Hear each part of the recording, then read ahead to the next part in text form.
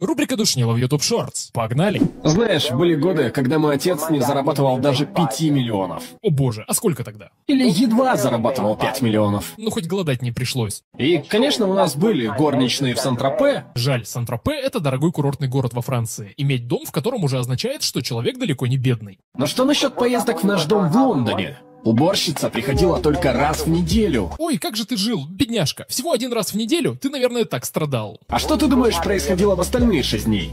Вы гуглили, как заправить кровать? Посуда сама себя не помоет. Да, это реально проблема. Какие мучения. Мне приходилось делить Range Rover со своей сестрой.